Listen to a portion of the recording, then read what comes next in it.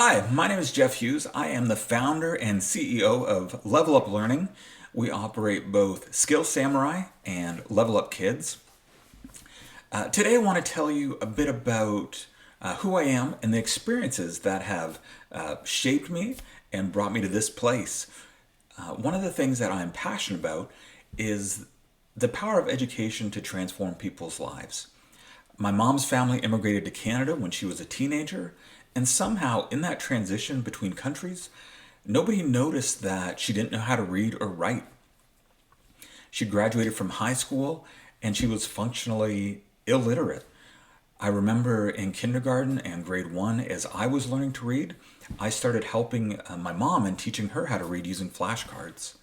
My mom's a very street smart woman. She showed me how to hustle and make money wherever she could, but not knowing how to read really hampered what she could do in life. Eventually, while I was in high school, she went back to high school and she regraduated just before I did, which was great for her. When I was around 8 years old, my dad got sick. And 40 years later, he still is. He spent most of my childhood in the hospital, and my mom was often there with him. My parents went bankrupt and lost everything except this fake fireplace that weighed like 500 pounds, and we had to lug it from house to house. We were living on government assistance and government housing and getting our food from food banks, and I hated it. And at 12 years old, I took that and I started serving others who had less than me. I found a local soup kitchen, and every Monday night, all through high school, I would go there and wash the dishes. When I was 13, I was able to raise money and travel to Jamaica to help families who had been devastated by a hurricane. After graduating from high school, I was given the opportunity to go to Moscow, and I was able to work with juvenile delinquents and teach in local schools. And I got to experience the power and the transformation of education, both for me and those boys. When I returned to the States, I was able to keep doing that work. And in 1994, that work was acknowledged by U.S. Congress. I eventually went to college in Minnesota. I got a bachelor's degree in cross-cultural communication, things like anthropology and linguistics. Most importantly, while I was there, I met my wife, Sarah, and she shares my passion for serving others. During our second year of marriage, we moved to the Philippines, and we worked with women who had been forced into prostitution. We were part of a team that was teaching them life skills and business skills. We taught them how to set up micro businesses so that they could be independent and support their families. And Sarah and I spent the next dozen years working with teenagers. Along the way, I earned a master's degree in youth work, and eventually I taught those same classes as a university professor. And I learned that as long as I was working for someone else, I would never be able to generate enough revenue to carry out the larger plans that I had.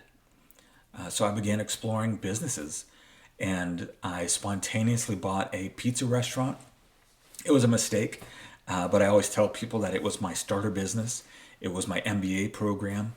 I had no experience, and I screwed up a lot.